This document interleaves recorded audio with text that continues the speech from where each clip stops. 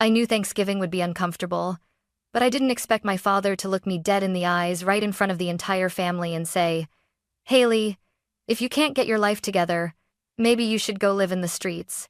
He didn't whisper it. He didn't soften it. He didn't even blink.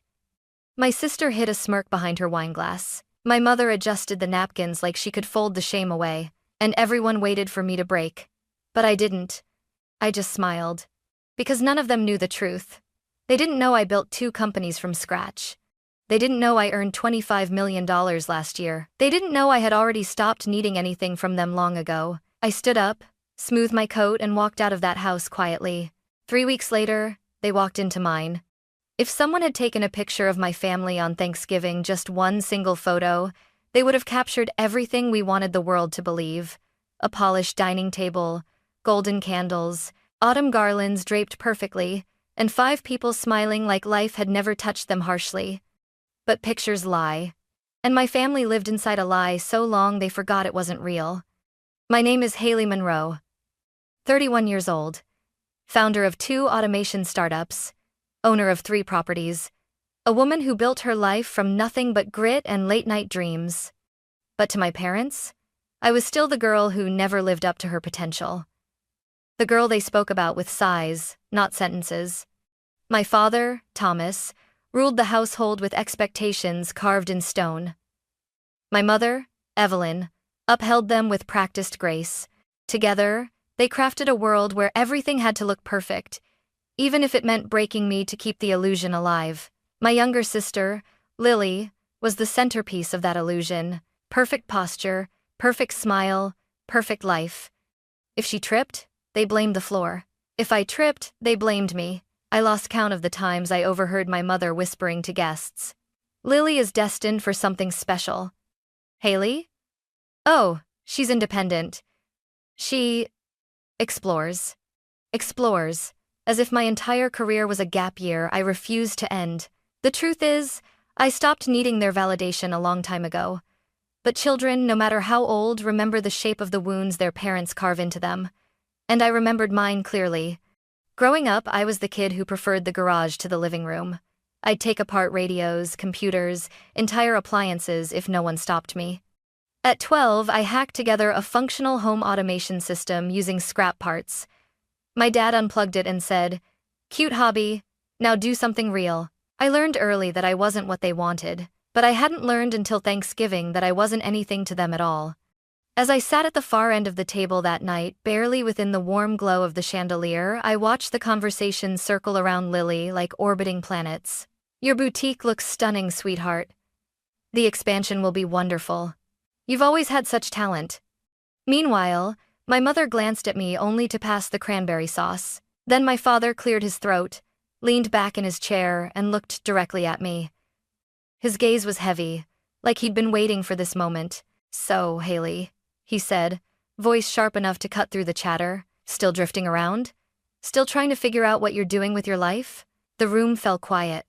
Lily sipped her wine. My mother adjusted a napkin like she could arrange the discomfort away. I opened my mouth, but my father wasn't done. "Honestly, if you can't get your life together, maybe you should go live in the streets." He didn't blink. He didn't hesitate. He didn't care. And for the first time, I didn't feel pain.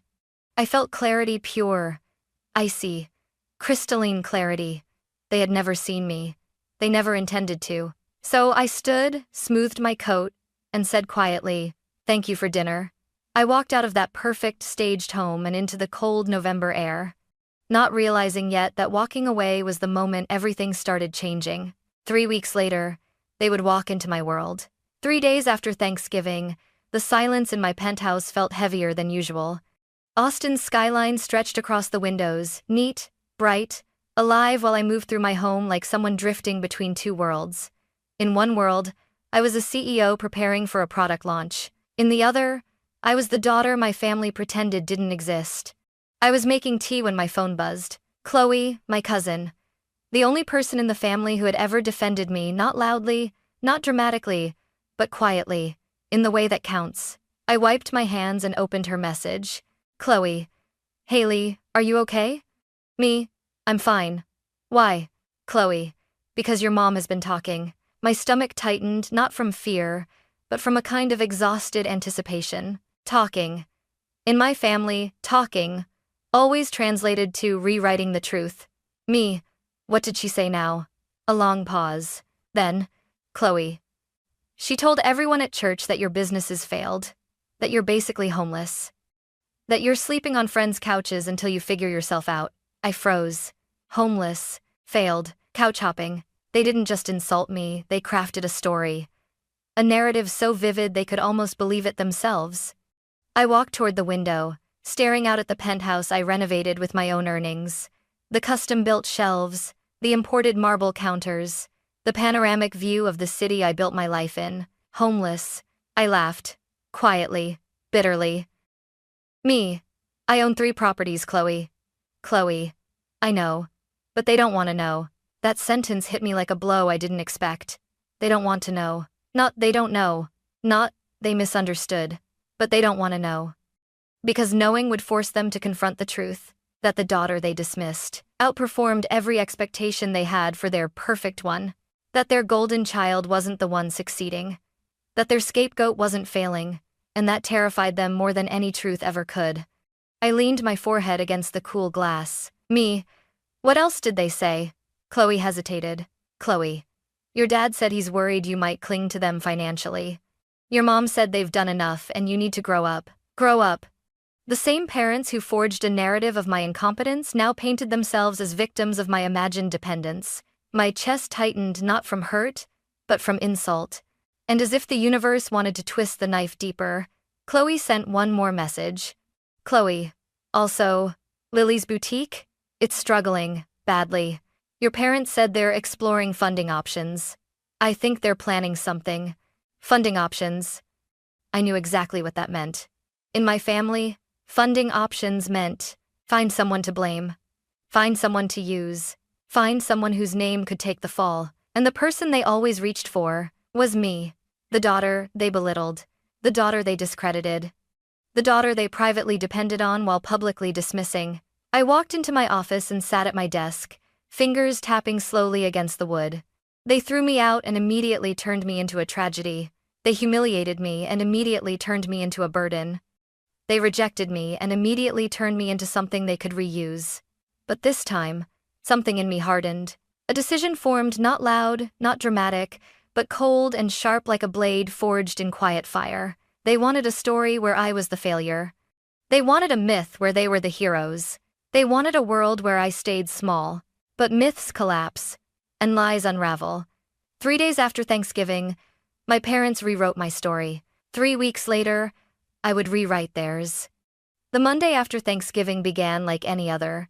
Meetings stacked on my calendar, product updates to review, investor calls waiting.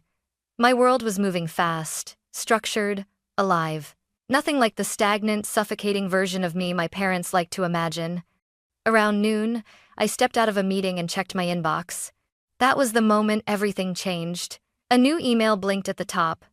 Subject: verification required. Guarantor authorization. Urgent. From Sinclair and Weber Law Group. Guarantor? For what? Curiosity tugged at me, but when I clicked the message and saw the first line, the air left my lungs. This notice is to confirm your status as guarantor for the $480,000 renovation loan approved in 2021. I kept reading. Attached is the signed agreement, including your signature as financial guarantor. My signature. A cold whisper slid down my spine. I downloaded the file, opened the scan, zoomed in.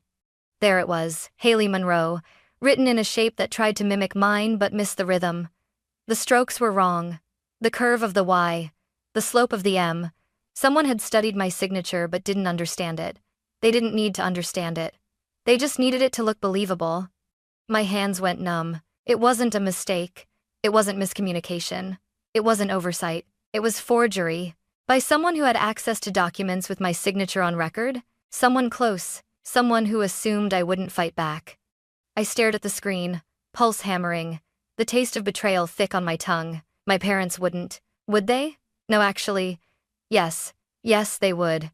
They would absolutely use my name if it benefited Lily. I scrolled again. Use of funds, boutique expansion, Lily Monroe. The room spun for a moment. The boutique they bragged about. The boutique, they said Lily, built with her own talent. The boutique they used to praise her as the successful one was built on my name, my signature, my creditworthiness, without my knowledge, without my consent, without a single conversation.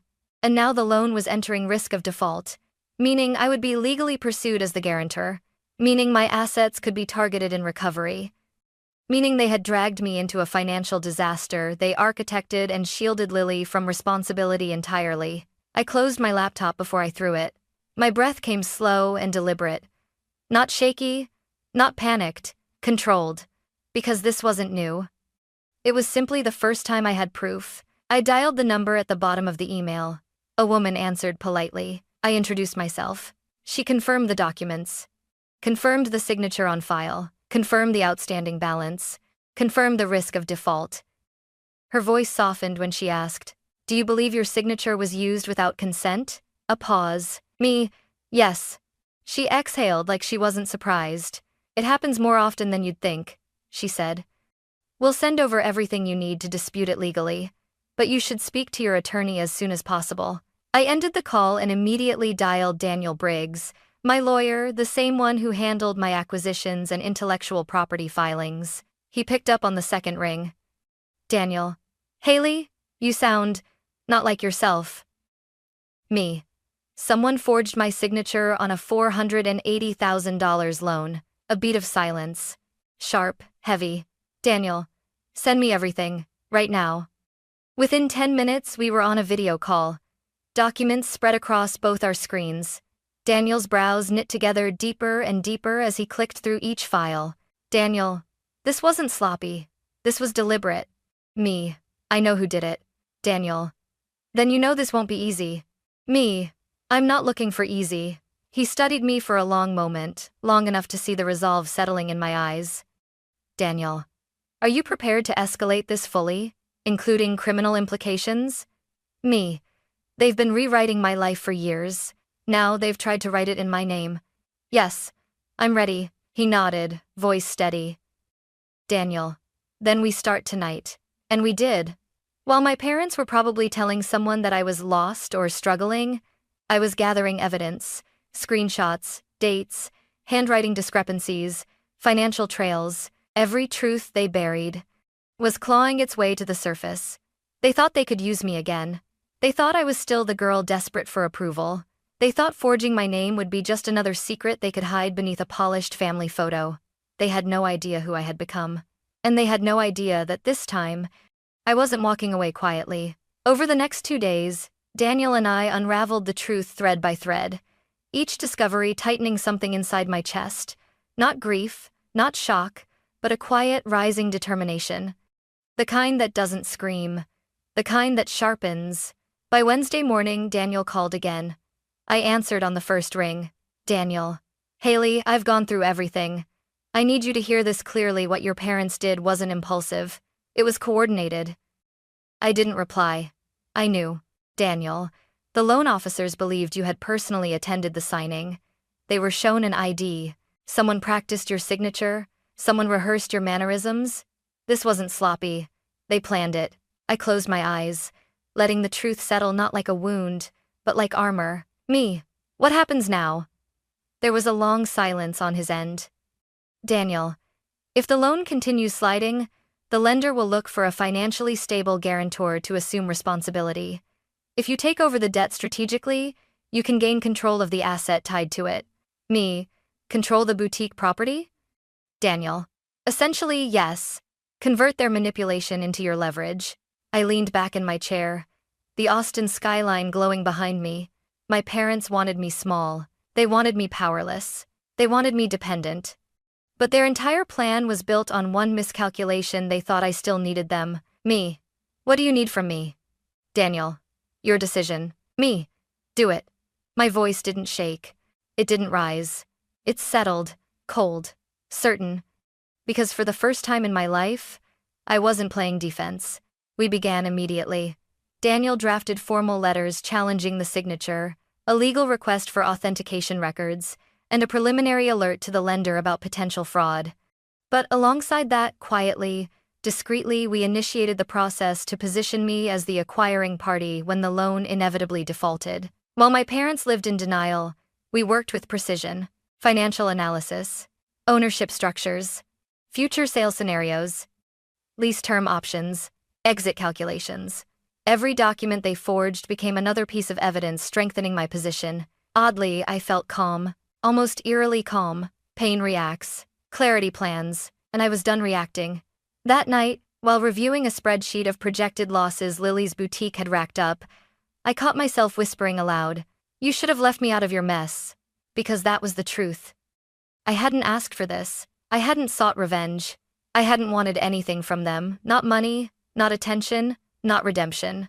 All I wanted was distance. But they built a bridge made of lies and expected me to carry their weight across it.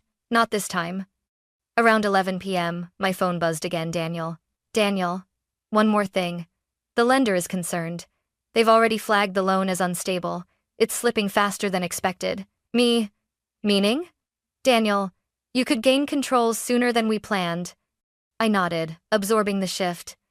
Good. The sooner this unravels, the better. He exhaled, maybe in relief, maybe in disbelief. Daniel, most people would be overwhelmed. You sound steady. Because I've lived through worse. They just hit it better. He didn't argue. After we hung up, I didn't pace or cry or rage. Instead, I walked to my balcony, letting the cold December air wash over my skin. Below me, the city pulsed cars, lights, possibility. Far away, in the place that once felt like home, my parents were probably asleep, believing the world still worked in their favor. Believing Lily would be saved. Believing the consequences they kept dodging would never catch them. They had no idea the ground beneath them was already shifting. Because while they spent years insisting I was the unstable one, the failure, the disappointment, I had become the one thing they never prepared for. Independent, informed, and in control. And if they thought the humiliation at Thanksgiving was the end of the story, they were about to learn what happens when the daughter they dismissed stops shrinking and starts standing. 3 weeks after Thanksgiving, on a cold Friday morning, Daniel's name lit up my phone. I had been expecting the call, but when it finally came, the moment still felt heavier than I thought it would. I answered immediately. Daniel. Hailey, it's official. The loan has defaulted. His voice held a weight that made the world pause. You now legally control the debt and everything attached to it. Everything. The boutique property, its lease, its assets, its future. My parents had pushed me out of their home 3 weeks ago. Today, I owned the foundation of theirs. I sat down slowly, letting the reality wash over me, not like triumph, but like oxygen. Move forward with the acquisition. Daniel. No hesitation? None. We spent the next 4 days drafting every document we needed. The formal notice of default, the assumption of debt, proposed repayment terms, exit options, a structured rental agreement, contingencies for voluntary sale, asset transfer clauses. Nothing was vengeful. Nothing was emotional. Everything was legal, clean, procedural, because this wasn't about revenge. It was about boundaries my parents had crossed so many times they forgot they existed. On Tuesday night, we finalized the paperwork. On Wednesday morning, Daniel filed everything, and by Thursday afternoon, the lender confirmed the transfer. I was the sole party in control. The irony wasn't lost on me. The daughter they had humiliated, the daughter they spoke of with embarrassment, the daughter they insisted was lost, now held their financial future in her hands. But the universe wasn't done yet. That evening, around 6:30 p.m., my phone buzzed again, this time with a name I didn't expect. Evan, Lily's boyfriend. I hesitated before answering. We weren't close, but he always treated me with a respect no one else in my family managed. Evan, what's wrong? His voice came out tight, urgent. Evan. Hailey. I think your parents are in trouble. They got a notice from the lender this morning. They're panicking. Interesting. What did they think the notice meant? Evan. They believe the lender wants to negotiate before taking action. They think they still have time. They don't know it's you. A slow breath left my lungs. Of course they didn't know. My parents lived in a world where consequences belonged to other people. Me. How bad is it? Evan. Your mom is crying. Your dad is… quiet. Lily hasn't spoken all day. Hailey. They're terrified. Terrified. It wasn't joy I felt. Not satisfaction. Not gloating. Just inevitability. Me. Evan, listen carefully. Tell them to meet me at Willow Ridge Restaurant. Friday, 7 p.m. He swallowed audibly. Evan. They think the lender will be there. Me. Good. Let them believe that. Another pause. Evan. Hailey. Are you sure about this? Am I sure? 3 weeks ago, my father looked me in the eyes and told me to go live in the streets. 3 days later, they told people I was homeless. 2 years ago, they forged my signature. I was done feeling small. Done being rewritten. Done being useful only when they needed a shield. Me, I'm not trying to destroy them. I just won't let them destroy me. When the call ended, I stared at my reflection in the darkened window. My eyes didn't look angry. Or vengeful. Or vindictive. Just steady. For the first time in my life, everything was aligned. My truth. My power. My boundaries. My voice. Friday would not be revenge. It would be clarity. They had painted me as weak, helpless, unstable. But the truth was coming. And this time they would have to see me whether they wanted to or not. Willow Ridge was quieter than usual that Friday evening. A dim, elegant restaurant tucked behind a row of oak trees. The kind of place where secrets could be spoken without ever spilling. Daniel arrived before I did, seated at the private table we reserved for 6. The candlelight flickered across polished glasses, reflecting calm where I felt calculation. By 7:04 p.m., the door finally opened. My mother entered first, perfect hair, perfect lipstick, a perfect expression stretched too tightly across her face. My father walked behind her, shoulders stiff, eyes darting like he already sensed something was off. And Lily. Lily lingered in the doorway, eyes glossy, like she was bracing for a truth she wasn't ready to hear. No one said hello. No one acknowledged me. They sat down in silence, the clink of chairs against the floor the only greeting I received. My mother cleared her throat. Mother. Hailey, we appreciate you arranging this meeting with the lender. We believe this entire situation is a misunderstanding. Actually, but a bit of lobers. I folded my hands neatly in front of me. Me. Is that so? My father leaned forward, elbows on the table. Father, we're prepared to discuss solutions. The lender just needs to be reasonable. Daniel and I exchanged a glance. They still believed the world revolved around their comfort. Daniel placed a thick folder on the table and spoke calmly. Daniel. Mr. and Mrs. Monroe, there is no misunderstanding. And I'm not the lender's attorney. My father frowned. My mother blinked rapidly. Father. Then why are you here? Daniel pushed the folder toward them. Daniel. Because Miss Monroe Hailey is the acquiring party. She now controls the debt and every asset tied to it. Silence. Total, breathless silence. Lily's breath hitched. My mother's hand flew to her mouth. My father went pale and ashen color I had never seen on him before. Father. You bought our loan? His voice cracked on the last word. Why would you do that? I met his gaze without blinking. Me. Because you put my name on it. My mother shook her head violently. Mother. Hailey, we only did it because Lily needed help. We thought you'd understand. My voice remained level. Me. Forging my signature is not help. Telling people I'm homeless is not concern. Humiliating me at Thanksgiving is not parenting. Lily suddenly slammed her palm on the table, her composure finally snapping. Lily. Why couldn't you just let it go? You have money. You don't need this. I turned to her slowly, studying the sister who had spent her life being protected from every consequence. Me. You're right. I don't need this. But I need my name. And you used it without permission. Her mouth opened, then closed, as if she was swallowing words she didn't want to face. Daniel slid another document forward. Daniel, you have 2 options.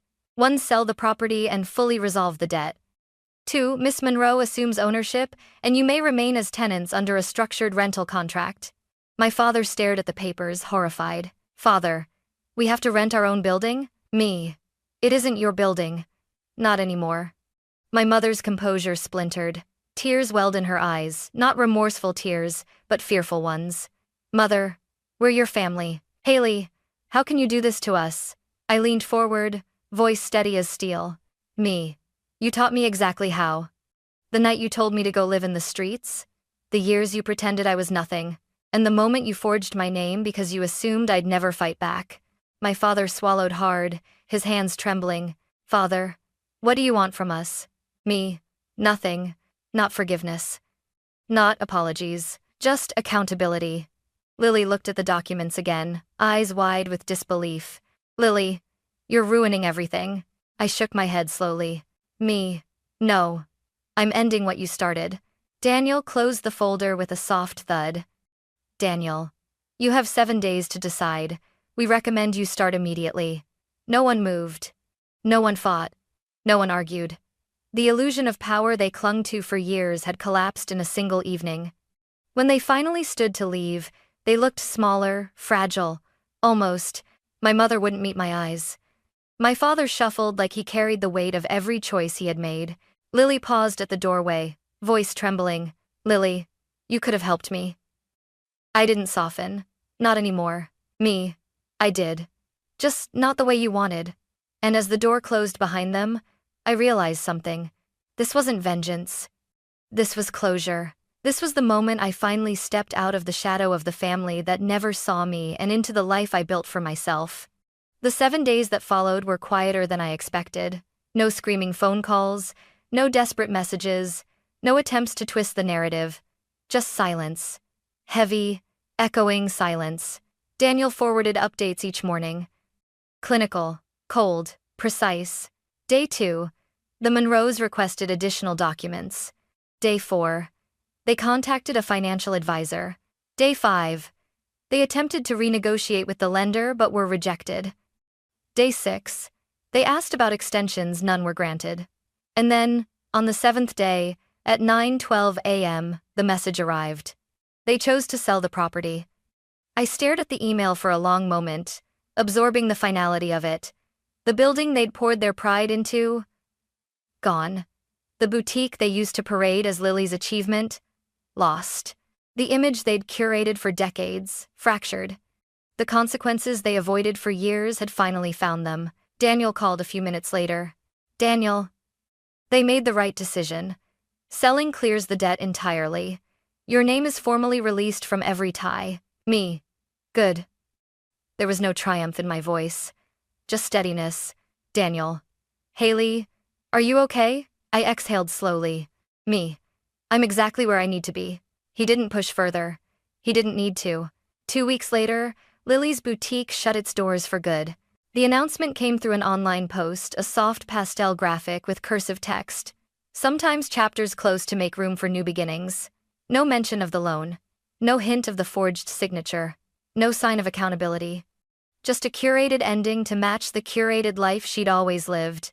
But the comments beneath the post told a different story. What happened? Is everything okay? Did the renovation fall through? I heard rumors about financial issues. The facade was cracking. Meanwhile, my parents withdrew from the social world they'd once dominated. No more brunches with church friends. No more holiday galas. No more polished family photos and matching outfits. Instead, they moved quietly into a smaller rental home across town. Not ruined. Not destitute. Just living within the boundaries reality finally enforced. Chloe texted me one afternoon. Chloe, they're different now. Just quiet. Your dad barely speaks. Your mom doesn't talk about the boutique anymore. Me. Are they angry? Chloe. I think they're scared. And maybe ashamed. Me. Ashamed of what they did? Chloe. Ashamed they got caught. I closed my eyes, letting those words settle. No apology was coming. No accountability beyond what the law demanded. No recognition of the damage they caused. And that, strangely, was the moment everything made sense. They hadn't failed as parents by accident. They failed because they believed they were incapable of being wrong.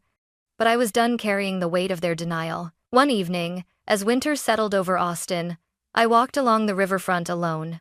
The air was crisp, the city lights shimmering on the water. For the first time in a long time, my chest didn't feel tight. I felt free. Not because I won, not because their lives had crumbled, not because the debt was gone, but because I finally understood something I had ignored for years. Healing doesn't come from punishing the people who hurt you. Healing comes from choosing yourself after they do. My family's collapse wasn't my victory. My clarity was. They taught me to silence myself. I learned to speak. They taught me to shrink. I learned to stand. They taught me love was conditional. I learned love doesn't have to be earned. Walking along the water, I whispered into the cold air. You tried to define me. You tried to limit me. But you never knew me. The wind carried the words away, but the truth remained. The story they wrote about me had ended, and the one I was writing for myself was finally beginning. Winter settled slowly over Austin, softening the city's edges with cool air and early sunsets. My life, meanwhile, shifted into a stillness I had never known before. One without the constant background hum of trying to earn approval that was never mine to begin with. Work flourished. My teams thrived. My days filled with clarity instead of second-guessing. Yet the strangest part wasn't the success, it was the silence. A silence that no longer hurt. Some evenings, I'd stand on my balcony with a cup of tea, watching traffic move like a glowing river below. And I'd wonder, did my parents ever think about me? About what they said? About the signature they forged? About the story they told? Maybe they did. Maybe they didn't. But their reflection was no longer my responsibility. A month after the confrontation, I received a message from Chloe. Chloe, just checking on you. Heard your parents are adjusting. Me? Adjusting? Chloe, yeah. Your dad works part-time at a hardware store. Your mom volunteers at the community center. They're quieter now. Softer, I think. I sat with that for a moment. Not angry, not vindicated, just reflective. Me. Are they okay? Chloe. They're surviving, but they're not the same people they were. Me. Maybe that's a good thing. Chloe. For them or for you? I smiled faintly. Me. Both. Because growth doesn't always look like success. Sometimes it looks like the collapse of illusion. My parents had spent their lives crafting a picture-perfect narrative, one that erased anything that didn't fit. Losing the boutique, losing the property, downsizing. It didn't destroy them. It humbled them. And humility, even late, is a beginning. But I wasn't waiting for them to change. I wasn't holding space for a reunion I no longer needed. Forgiveness wasn't the goal. Closure wasn't a door they needed to unlock. It was one I needed to walk through alone. I poured myself into things that mattered. I expanded one of my startups into a training program for young women in tech girls who reminded me of myself at 14, building code in secret, hoping someone would see the spark even if their families didn't. I took weekends off, something I'd never allowed myself before, and visited places I'd always postponed. A cabin in Colorado, a quiet lake outside Dallas, the art museum downtown. I surrounded myself with people who valued truth, kindness, accountability, people who didn't need me to shrink so they could shine. My life wasn't perfect, but it was mine. One night, sitting at my desk writing a proposal for a new AI tool, I paused and looked around my apartment. The plants I kept alive, the paintings I'd collected from local artists, the notes taped to my wall with ideas scribbled in messy cursive, and it hit me. This is the home I built. Not the one I fled, not the one that rejected me, the one I chose. My parents once told people I was homeless. In some ways, I had been, but not in the way they meant. I had been homeless inside their expectations, homeless inside a family that never made room for me. Homeless inside a narrative where I could only be small. Now, I had a life with walls I built myself. A door I could close. A space where nothing needed to be proven. I whispered into the quiet. I'm home now. Months passed and I didn't see my parents. Maybe one day I will. Maybe we'll talk. Maybe we won't. Either way, I'm not waiting. Because the opposite of rejection isn't acceptance. It's freedom. Freedom to define yourself without apology. Freedom to leave behind stories written by people who never learned your truth. Freedom to walk away and never look back, not in anger but in peace. 3 weeks after Thanksgiving, my parents told me to go live in the streets. 3 months later, I was standing in a home filled with laughter, ambition, and quiet joy, the kind only built by someone who chooses themselves. And for the first time in my life, I wasn't seeking permission. I was choosing peace.